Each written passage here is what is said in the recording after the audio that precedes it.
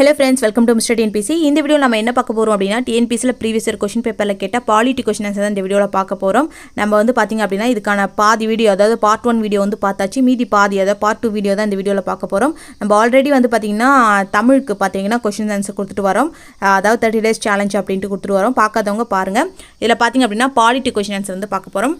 First question பாத்தீங்க அப்படினா இந்திய குடியரசுத் தலைவர் எதன் மீது ரத்து செய்கின்ற அதிகாரத்தை கொண்டிருக்கிறார் அப்படினா சாதாரண மசோதா மீதும் மாநில சட்ட மசோதா மீதும் இது ரெண்டு மீது தான் பாத்தீங்கன்னா ரத்து செய்யற அதாவது சாதாரண மசோதா அவருடைய ஒப்புதலுக்கு போச்சு அப்படினா அவர் வந்து அதை ரத்து செய்யலாம் அந்த உரிமை அவருக்கு இருக்கு அதே மாதிரி வந்து மாநில சட்ட மசோதா மீதும் பாத்தீங்கன்னா அவருக்கு ரத்து செய்கிற அதிகாரம் இருக்கு ஆனா இந்த நிதி மசோதா மீதோ இல்ல வந்து அரசியலமைப்பு சட்ட திருத்த மசோதா மீதோ வந்து அவருக்கு ரத்து செய்கிற அதிகாரம் கிடையாது அதை வந்து அவர் ஒப்புதல் அளிச்சு தான் ஆகணும் அடுத்த क्वेश्चन பாத்தீங்கன்னா நிதி மசோதா ஜனாதிபதியின் பரிந்துரையின்றி நாடாளுமன்றத்தில் தாக்கல் செய்யப்படும் அப்படினு கொடுத்திருக்காங்க அதாவது நிதி மசோதா வந்து ஜனாதிபதியுடைய பரிந்துரையின்றி நாடாளுமன்றத்தில் தாக்கல் செய்ய முடியாது அப்ப இங்க வந்து செய்யப்படும் கொடுத்திருக்காங்க அப்ப இது தப்பு அதே மாதிரி இந்திய நிதி ஆணையம் வந்து ஜனாதிபதியால் நியமிக்கப்படுகிறது இது வந்து சரிதான் அதாவது ஒவ்வொரு 5 ஆண்டுகளுக்கும் ஒரு முறை வந்து ஜனாதிபதி தான் வந்து நிதி ஆணையத்தை வந்து உருவாக்குறாரு விதி வந்து 280 படி சரிங்களா அப்ப வந்து இரண்டாவது கரெக்ட் ஒன்னு மட்டும் தான் தப்பு அடுத்து பாத்தீங்கன்னா நாடாளுமன்ற அமைச்சரவை நீட்டிப்பது இவரது ஆளுமையில் தான் அதாவது நாடாளுமன்றம் இவ்வளோ நாள் வந்து நீட்டிக்கலாம்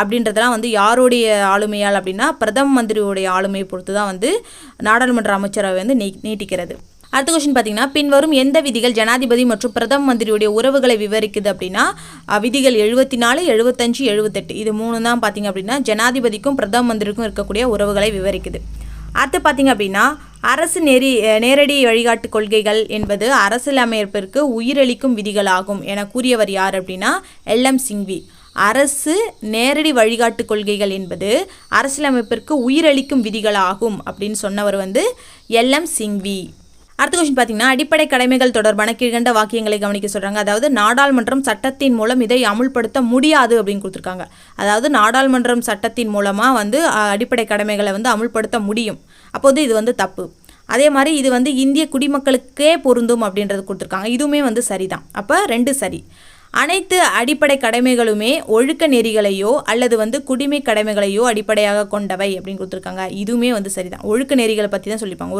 ஒழுக்க நெறிகளையோ குடிமை கடமைகளையோ வந்து அடிப்படையாக கொண்டது தான் வந்து இந்த அனைத்து அடிப்படை கடமைகளுமே அப்படின்னு சொல்லியிருக்காங்க இதுவுமே வந்து சரிதான் அடுத்து பார்த்தீங்கன்னா அரசுக்கு வரிகளை செலுத்துவது ஒரு அடிப்படை கடமைகள் அப்படின்னு கொடுத்துருக்காங்க அப்போ அந்த வரிகள் செலுத்துறதை பற்றி அடிப்படை கடமையில் இடம்பெற்றிருக்காது அப்போ இது தப்பு அப்போ 1 4 தப்பு 2 3 மட்டும்தான் சரி அடுத்த क्वेश्चन பாத்தீங்கன்னா பின்வருவனவற்றில் எந்த அடிப்படை உரிமை சட்ட உரிமையாக மாற்றப்பட்டது அப்படின்னு கேட்டிருக்காங்க சொத்துரிமை அதாவது அடிப்படை உரிமை அமலுக்கு வரும்போது பாத்தீங்க அப்படின்னா 7 அடிப்படை உரிமைகள் இருந்துச்சு அதுக்கப்புறமா தான் 1978 44வது சட்ட திருத்தத்தின்படி அது வந்து சொத்துரிமை நீக்கப்பட்டு 6 உரிமைகள் தான் இருந்துச்சு அடிப்படை உரிமைகள் அப்ப சொத்துரிமை வந்து எப்ப நீக்கப்படுது அப்படின்னா 1978 44வது சட்ட திருத்தத்தின்படி நீக்கப்பட்டு அது வந்து 300A வந்து ஒரு சட்ட உரிமையாக மாற்றப்பட்டிருக்கும் சாதாரண சட்ட உரிமையாக அடுத்து பார்த்தீங்க அப்படின்னா 2002 86 அரசியல் சாசன திருத்தல் சட்டம் மூலமாக சேர்க்கப்பட்ட அடிப்படை கடமையை கண்டறி சொல்றாங்க அதாவது அடிப்படை கடமைகள் அப்படின்னு பார்க்கும்போது அது வந்து 1976 42வது சட்ட திருத்தத்தின்படி தான் வந்து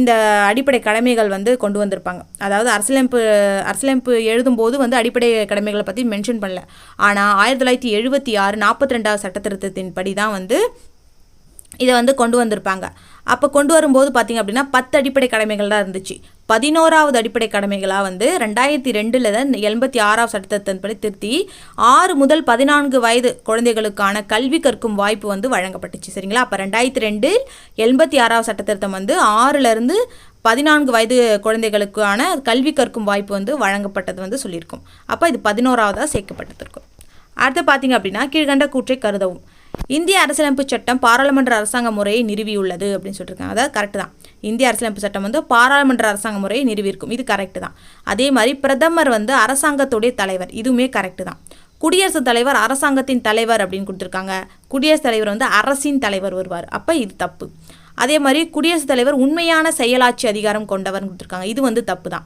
குடியரசுத் தலைவர் வந்து பெயரளவு தலைவராக தான் இருந்திருப்பார் உண்மையான செயலாட்சி தலைவராக யார் இருந்திருப்பார் அப்படின்னா பிரதமர் தான் இருந்திருப்பாங்க அப்போ இது வந்து 3 4 தப்பு 1 2 மட்டும்தான் சரி அடுத்து பார்த்தீங்கன்னா இந்திய அரசியலமைப்பில் குறிப்பிடப்பட்டுள்ள இந்தியாவுடைய பெயர் என்ன அப்படின்னா இந்தியா மற்றும் பாரதம் இந்திய அரசியலமைப்பில் என்ன இந்தியாவுடைய பெயராக இருக்கும் அப்படின்னா இந்தியா மற்றும் பாரதம் அப்படின்னு இருக்கும். அடுத்து பார்த்திங்க அப்படின்னா பொறுத்து சொல்லியிருக்காங்க. இதில் சட்ட உறுப்பு 39B வந்து பார்த்திங்க அப்படின்னா பரம்பரை சொத்துடைமையை அழித்தல் பற்றி சொல்லியிருக்கோம். பரம்பரை சொத்துடைமையை வந்து அழித்தல் பற்றி வந்து சட்ட உறுப்பு 39Bயில் சொல்லியிருக்கும்.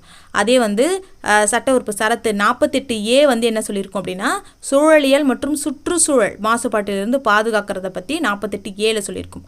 அதே 39Dயில் வந்து என்ன சொல்லியிருக்கோம் அப்படின்னா சம வேலைக்கு சம ஊதியம், ஆண் பெண் அப்படின்னு வேறுபாடாமல் எல்லாருக்கும் சம வேலைக்கு சம ஊதியம் வந்து வழங்குறதா வந்து சரத்து வந்து 39Dயில் சொல்லியிருக்கும். அதே 39Aல என்ன சொல்லியிருக்கோம் அப்படின்னா ஏழை எளிய மக்களுக்கு இலவச சட்ட உதவி வழங்கியிருக்கும். 39A வந்து ஏழை எளிய மக்களுக்கு இலவச சட்ட உதவி பற்றி சொல்லியிருக்கும். அடுத்தது பார்த்தீங்கன்னா பொறுத்து சொல்லியிருக்காங்க. இதில் வந்து முகவுரையை பற்றி வந்து யார் என்ன சொன்னாங்க அப்படின்றது தான். இதில் அரசியல் ஜாதகம் அப்படின்றது KM முன்சி. அதாவது ஜாதகம் வந்து மூஞ்சை பார்த்து தான் சொல்லுவாங்க அப்படின்ற மாதிரி நான் வச்சுக்கோங்க. மோஸ்ட்லி வந்து ஜாதகத்தை எடுத்துகிட்டு போனோம்னா மூஞ்சை பார்த்தே வந்து இவங்க ஜாதகத்தை சொல்லிடுவாங்க அப்படின்னு மாதிரி நான் வச்சுக்கோங்க. அரசியல் ஜாதகம் அப்படின்றது KM முன்சி. அதே வந்து அரசியலமைப்புடைய சாவி அப்படின்றது வந்து எர்னஸ்ட் பார்க்கர். சாவி திறந்துட்டால் உள்ளார யார் இருக்கிறாங்கன்னு பார்க்கலாம் அப்படின்ற மாதிரி நான் வச்சுக்கோங்க. ஓகேங்களா? அரசியலமைப்புடைய சாவி அப்படின்னு எர்னஸ்ட் பார்க்கர். அரசியலமைப்புடைய ஆன்மா அப்படின்றது தாகூர்தாஸ் பர்கவ்.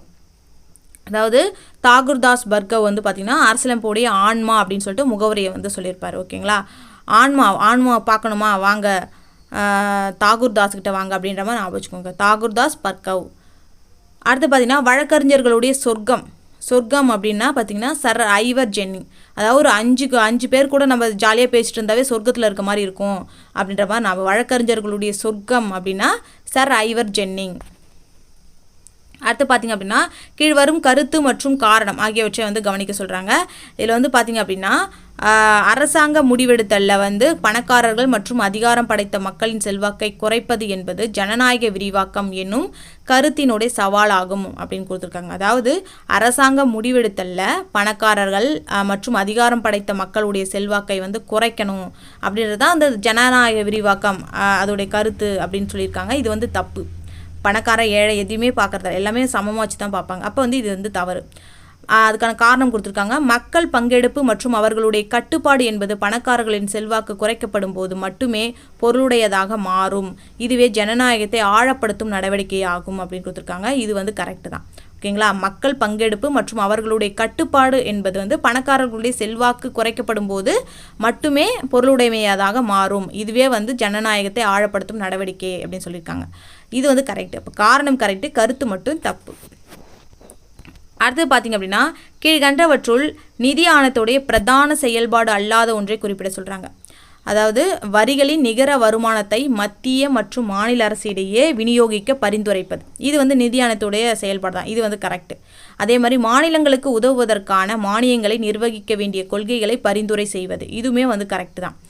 அதே மாதிரி பஞ்சாயத்து மற்றும் நகராட்சிகளுடைய வளங்களை கூடுதலாக ஒரு மாநிலத்தின் ஒருங்கிணைந்த நிதியை அதிகரிக்க நடவடிக்கைகளை பரிந்துரை வைங்கிறது. இதுவுமே வந்து கரெக்டு தான். நாட்டின் வளங்களை மிகவும் திறம்பட பயன்படுத்துவதற்கான திட்டத்தை வகுத்தல் வந்து நிதி ஆணையத்துடைய வேலை கிடையாது. மோஸ்ட்லி பார்த்திங்கன்னா நிதி சம்மந்தமாக சொல்லக்கூடியதான் வந்து இந்த நிதி ஆணையத்தோட வேலை. இங்கே பற்றி வளங்கள் பற்றி சொல்லியிருக்காங்க. அப்போ நாட்டுடைய வளங்களை மிகவும் திறம்பட பயன்படுத்துவங்க திட்டத்தை வகுத்தல் அப்படின்றது நிதி ஆணையத்தோட செயல்பாடு கிடையாது. அப்போ ஃபஸ்ட்டு 3 கரெக்டு, லாஸ்ட்டு மட்டும் தவறு, பொருந்தாமல் இருக்குது. அடுத்து பார்த்திங்க அப்படின்னா கட்சித்தாவல் தடுப்பு சட்ட விதியின் கருத்துப்படி இதில் வந்து சுயேட்சையாக தேர்ந்தெடுக்கப்படும் பாராளுமன்ற தேர்தலுக்கு பின்னர் ஏதேனும்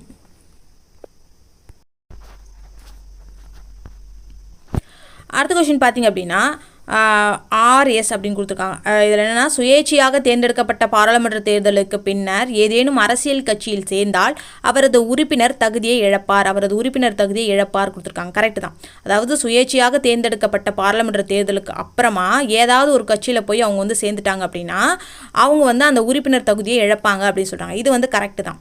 அதே மாதிரி சட்டப்படி பாராளுமன்ற உறுப்பினரும் மாநில சட்டமன்ற உறுப்பினர்கள் இந்த சட்டப்படி கட்சியின் கட்டளைக்கு மாறாக வாக்களித்தாலும் உறுப்பினர் தகுதியை இழப்பாங்க அப்படின்னு சொல்லியிருக்காங்க. ஓகேங்களா? அதாவது பாராளுமன்ற உறுப்பினரும் மாநில சட்டமன்ற உறுப்பினர்கள் இந்த சட்டப்படி கட்சியுடைய கட்டளைக்கு மாறாக இவங்களுக்கு தான் வாக்களிக்கணும் அப்படின்னு அதை மாறி வேற ஒருத்தவங்களுக்கு வாக்களித்தாலோ அவங்களும் வந்து உறுப்பினர் தகுதியை இழப்பாங்க அப்படின்னு சொல்லியிருக்காங்க. இதுவுமே வந்து சரிதான். கட்சி தாவல் தடுப்பு சட்டத்தின் விதி தான் பார்த்தீங்கன்னா இது ரெண்டுமே வந்து சரிதான். அடுத்தது பார்த்திங்க அப்படின்னா கீழ்காணப்படும் குழுக்களை அதன் அமைப்பு நோக்கத்துடன் பொறுத்து சொல்லியிருக்காங்க. அதாவது பஞ்சாயத்து ராஜ் குழு. எல்எம் சிங்வி குழு என்ன சொல்லியிருக்கோம் அப்படின்னா பஞ்சாயத்து ராஜ் நிறுவனங்களுடைய புத்துயிர் தான் வந்து எல்எம் சிங்வி குழு வந்து மென்ஷன் பண்ணியிருக்கோம். அதே மாதிரி ஜிவிகே ராவ் குழு அப்படின்றது வந்து கிராமப்புற மேம்பாட்டுக்கான நிர்வாக ஏற்பாடை பற்றி சொல்லியிருக்கோம். ஓகேவா? ஜிவிகே ராவ் குழு வந்து கிராமப்புற மேம்பாட்டுக்கான நிர்வாக ஏற்பாடு. பல்வந்த்ராய் மேத்தா குழு அப்படின்றது வந்து சமூக அபிவிருத்தி திட்டம். அது வந்து ஆராயத்துக்காக தான் இந்த பல்வந்த்ராய் மேத்தா குழு வந்து ஆரம்பிச்சிருப்பாங்க.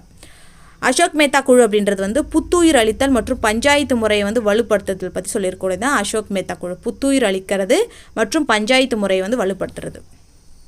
அடுத்து பார்த்தீங்கன்னா பின் வருவற்றுள்ளில் எதை வந்து தேர்தல் ஆணையம் அங்கீகரிக்கப்பட்ட அரசியல் கட்சிக்கு வழங்குது அப்படின்னா தேர்தல் சின்னம். தேர்தல் சின்னம் தான் பார்த்திங்கன்னா தேர்தல் ஆணையம் வந்து அங்கீகரிக்கப்பட்ட அரசியல் கட்சிக்கு வழங்குவது. அடுத்து பார்த்திங்கன்னா கீழ்காணப்படும் வாக்கியங்களை கருது சொல்கிறாங்க. அதாவது இந்தியாவில் அடிப்படை உரிமைகள் முழுமையானவைன்னு கொடுத்துருக்காங்க. இது வந்து முழுமையாக இருக்காது. இந்தியாவில் அடிப்படை உரிமைகள் முழுமையானவை கிடையாது. ஓகேங்களா? அப்போ இது தப்பு.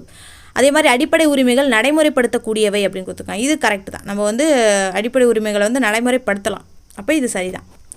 அடுத்து பார்த்தீங்கன்னா கீழ்காணப்படும் வாக்கியங்களை கருது சொல்கிறாங்க. அதாவது கிரகண கோட்பாடு என்பது 26 ஜனவரி 1950க்கு முன் இயற்றப்பட்ட அரசியல் சாசன சட்டங்களை சாரும் அப்படின்னு கொடுத்துருக்காங்க. இது வந்து சரிதான். அதே மாதிரி வந்து அரசியல் சாசனம் வந்த பிறகு முன் உள்ள சட்டங்களின் மீது ஒரு நிழல்பட்டு கிரகண கோட்பாட்டின் கீழ் வந்து விடுகின்றன. ஏனெனில் இது அரசியலமைப்பிற்கு ஒத்து போகாதது அப்படின்னு கொடுத்துருக்காங்க. இதுவுமே சரிதான். அப்போ விதி வந்து 13(1) மற்றும் 13(2) கீழ் உள்ள அனைத்து சட்டங்களும் அரசியல் சாசனுக்கு முன்பாகவே உள்ள சட்டங்கள் ஆகும் அப்படின்னு கொடுத்துருக்காங்க. இது தப்பு. அதாவது இது திருத்திருக்காங்க பார்த்தீங்களா? அந்த மாதிரி 13(1), 2 A, B அப்படின்னு கொடுத்தாங்கன்னா அது திருத்திருக்காங்க. அப்போ அரசியல் சாசனத்துக்கு முன்பாகவே வந்து இந்த சட்டங்கள் இல்லை. அப்போ 3 தப்பு. 1, 2 மட்டும் தான் சரி. என்ன? கிரகண கோட்பாடு அப்படின்றது வந்து 26 ஜனவரி 1950க்கு முன்னாடி இயற்றப்பட்ட அரசியல் சாசன சட்டங்களை சாரும். அது வந்து கரெக்டு. அதே மாதிரி அரசியல் சாசனம் வந்த பிறகு முன்னுள்ள சட்டங்களின் மீது ஒரு நிழல்பட்டு கிரகண கோட்பாட்டின் கீழ் வந்து விடுகின்றன. ஏனெனில் இது அரசியலமைப்பிற்கு ஒத்து போகாதது அப்படின்னு கொடுத்துருக்காங்க. இதுவுமே சரி. அப்போ 1, 2 சரி, 3 மட்டும் தவறு. அடுத்தது பார்த்திங்க அப்படின்னா பாராளுமன்ற சலுகைகளை வந்து எது வந்து குறிப்பிட்டிருக்குது அப்படின்னா விதி வந்து 105. பாராளுமன்ற சலுகைகளை வந்து எந்த விதி வந்து குறிப்பிடுது அப்படின்னா விதி வந்து 105. ஓகேங்களா? அடுத்த கொஸ்டின் பார்த்தீங்கன்னா எப்பொழுது தமிழ்நாட்டில் சட்ட மேலவை கலைக்கப்பட்டது அப்படின்னு கேட்டிருக்காங்க. இதில் வந்து பார்த்தீங்கன்னா 1986 தான் வரணும். இங்கே 85 கொடுத்துருக்காங்க. இது தப்பு.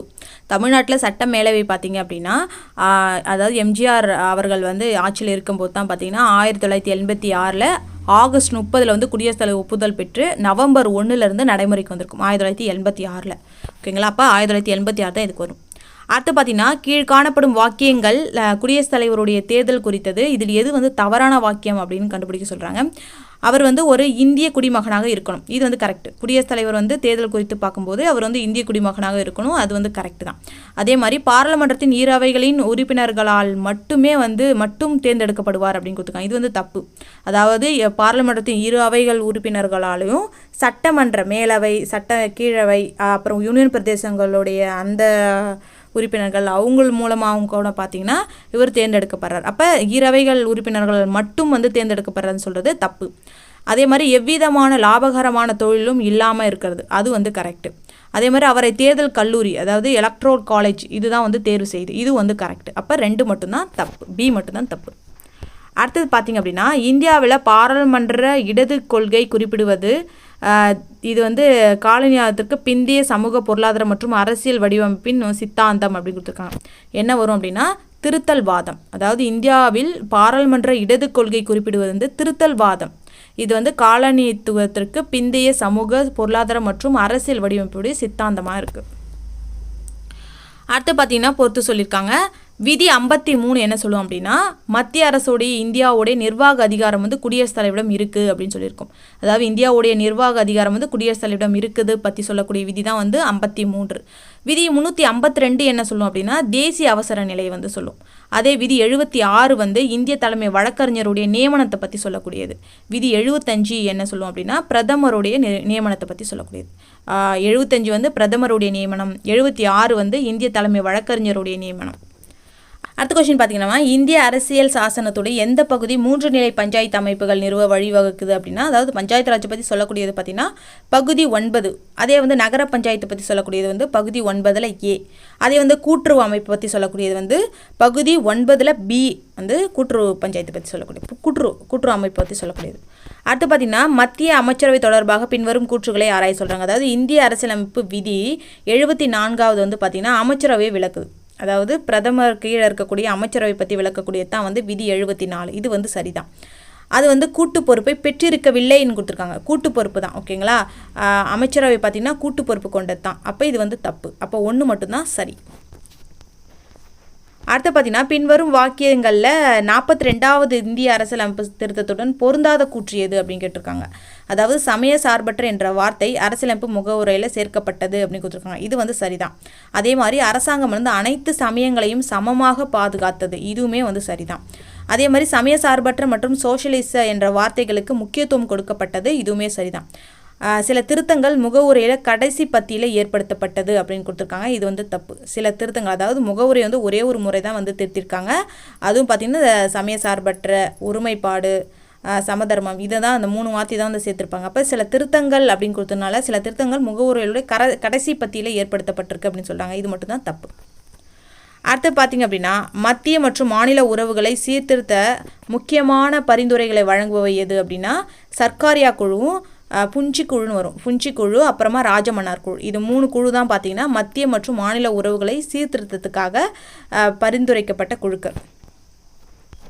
அடுத்தது பார்த்திங்க அப்படின்னா, கீழ்கண்டவற்றுள் எது வந்து லோக்பால் அமைப்பை பரிந்துரைச்சது அப்படின்னா முதல் நிர்வாக சீர்திருத்த குழு. நம்ம போன இதிலே பார்த்தோம். அதாவது லோக்பால் அமைப்பை வந்து பரிந்துரைத்தது எது அப்படின்னா, அதாவது மொரார்ஜி தேசாவுடைய தலைமையில் வந்து முதல் நிர்வாக சீர்திருத்த குழு, சீர்திருத்த ஆணையம் வந்து 1966 1970 வரைக்கும் இருக்கும். இது வந்து 2014 ஜனவரி 26 தான் வந்து லோக்பால் வந்து நடைமுறைக்கு வந்திருக்கும் அப்படின்னு சொல்லியிருப்போம். அடுத்து பார்த்திங்க அப்படின்னா, ராஜஸ்தானில் வந்து பஞ்சாயத்து ராஜ் நிறுவிய முதல் மாவட்டம் எது அப்படின்னா நாகவர், ஓகேங்க.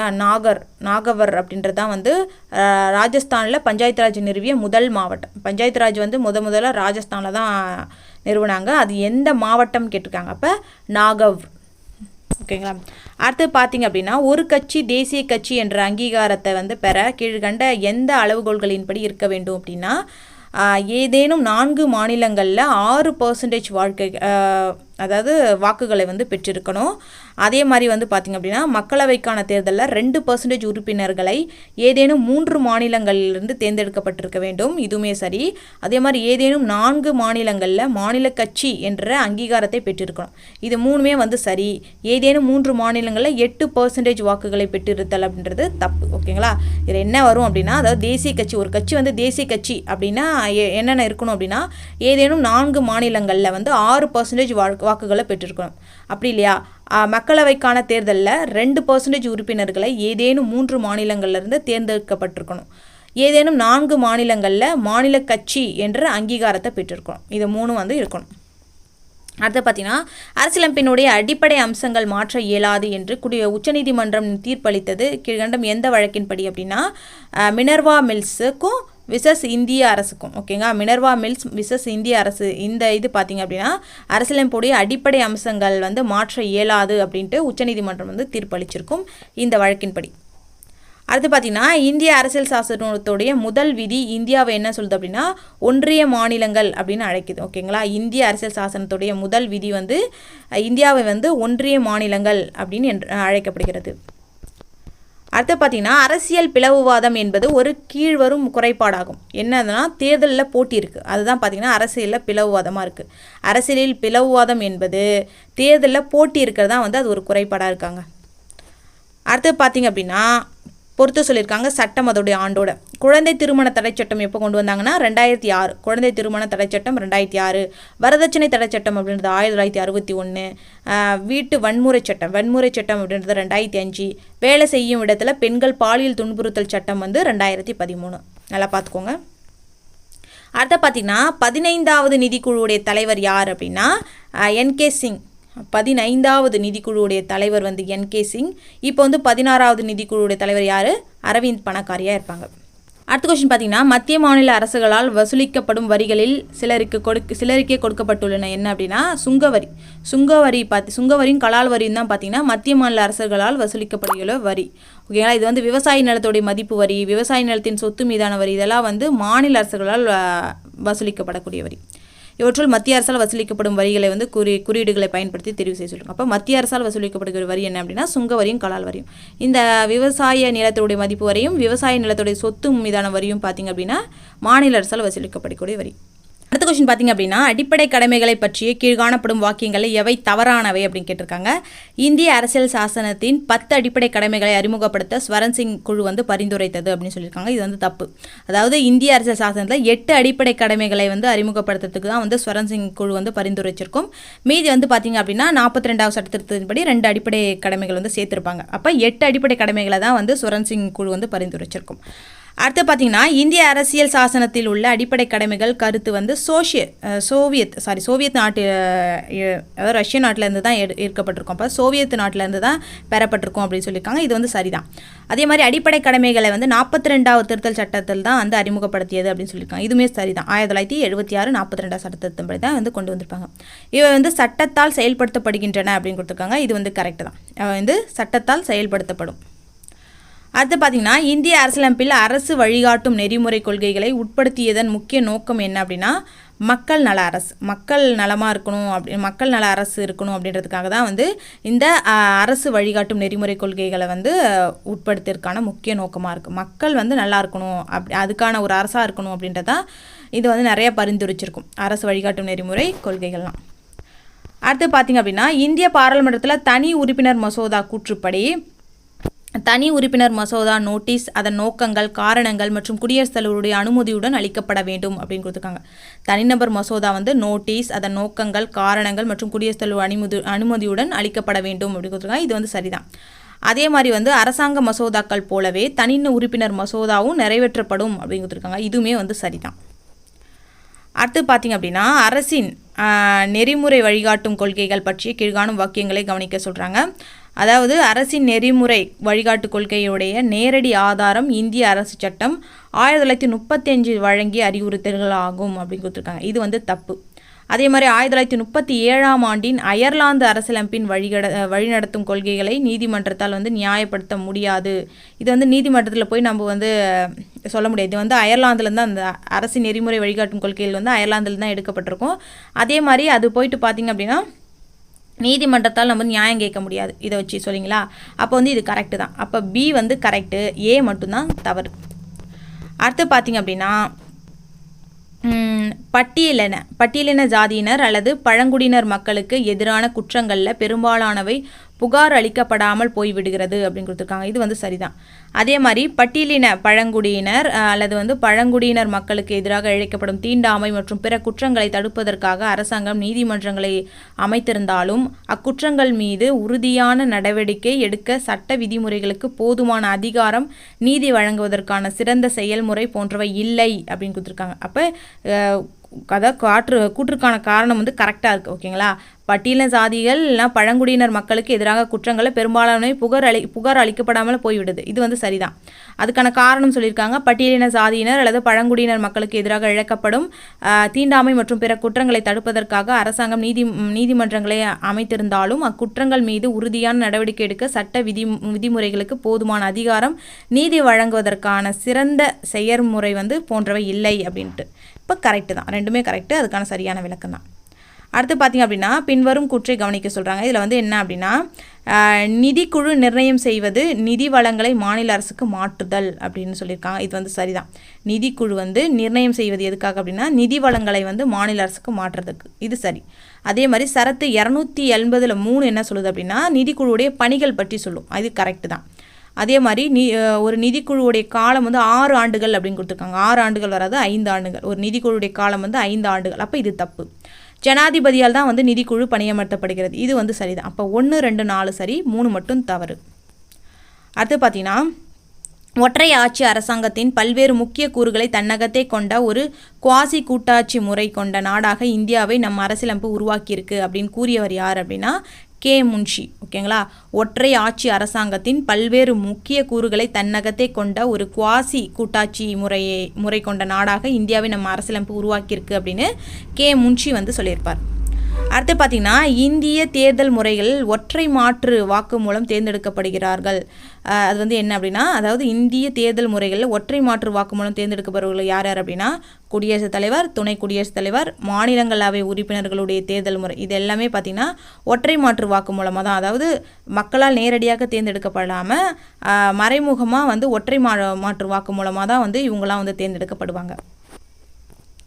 அடுத்து பார்த்திங்கன்னா, மாநில சட்டமன்றம் கூடுவதற்கான குறைந்தபட்ச உறுப்பினர்களுடைய எண்ணிக்கையானது எவ்வளோ இருக்கணும் அப்படின்னா 10 உறுப்பினர்கள் அல்லது மொத்த உறுப்பினர் எண்ணிக்கையில் 10% இவற்றில் எது அதிகமோ அதுபடி தான் பார்த்திங்க அப்படின்னா மாநில சட்டமன்றம் கூடுவதற்கான குறைந்தபட்ச உறுப்பினர் எண்ணிக்கையாக இருக்கும் அப்படின்னு சொல்கிறாங்க. 10 உறுப்பினர்கள் இல்லைனா மொத்த உறுப்பினர் எண்ணிக்கையில் 10% இதில் எது வந்து அதிகமாக இருக்கோ அதுதான் எடுத்துப்பாங்க.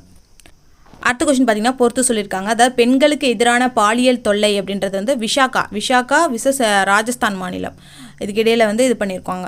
பெண்களுக்கு எதிரான பாலியல் தொல்லைனாவே உங்களுக்கு விஷாக்கா ஞாபகம் வந்துடும். அதே மாதிரி சமத்துவ உரிமை பற்றி வந்து அஸ்விந்தர் கோர் விசஸ் பஞ்சாப் பல்கலைக்கழகம். அஸ்விந்தர் கோர் வந்து பார்த்திங்கன்னா சமத்துவ உரிமை பற்றி. இரட்டை தண்டனை முறை அப்படின்றது வந்து மக்பூல் விசஸ் பாம்பே மாநிலம். ஓகேங்களா. மக்பூல் அப்படின்னாவே இரட்டை தண்டனை முறை. அடுத்தது வந்து அரசியல் சாசனத்துடைய அடிப்படை கூறுகள் வந்து Minerva mill limited versus India. Minerva mill லிமிடெட்னாவே அரசியல் சாசனத்துடைய அடிப்படை கூறுகள் பற்றின வழக்கு. ஓகேங்களா. பெண்களுக்கு எதிரான பாலியல் வழக்குனா பாலியல் தொல்லை அப்படின்றது விஷாக்கா வழக்கு வரணும். அதே மாதிரி சமத்துவ உரிமை அப்படின்றது வந்து அஸ்விந்தர் கோர் வரணும். இரட்டை தண்டனை முறை அப்படின்றது மக்பூலுக்கும், அரசியல் சாசனத்துடைய அடிப்படை கூறுகள் வந்து மினர்வா மில் லிமிட்டுக்கு. அடுத்தது லாஸ்ட் கொஸ்டின் பார்த்திங்கன்னா, பட்ஜெட் தயாரிப்பில் பங்கு பெறாதது எது அப்படின்னு கேட்டிருக்காங்க. அதாவது நிதி அமைச்சகம், நிதி ஆயோக், தலைமை தணிக்கை மற்றும் கணக்காளர், இது மூணும் பார்த்திங்கன்னா பட்ஜெட் தயாரிக்கிறதா பங்கு பெறக்கூடியது. இதில் பங்கு பெறாதது எது அப்படின்னா நிதி ஆணையம் பார்த்திங்க அப்படின்னா பட்ஜெட் தயாரிப்பில் பங்கு பெறாதுப்பா. இவ்வளோ தான் பார்த்திங்கன்னா இந்த வீடியோ உங்களுக்கு யூஸ்ஃபுல்லாக இருந்துச்சுன்னா மறக்காமல் லைக் பண்ணுங்கள். அப்போ தான் எனக்கு அடுத்த வீடியோ போகிறதுக்கு ஒரு மோட்டிவேஷனாக இருக்கும். நீங்கள் சேனலுக்கு புதுசு அப்படின்னா சப்ஸ்கிரைப் பண்ணிக்கோங்க. கமெண்ட்டில் உங்கள் கருத்து தெரிவிங்க. தேங்க்யூ.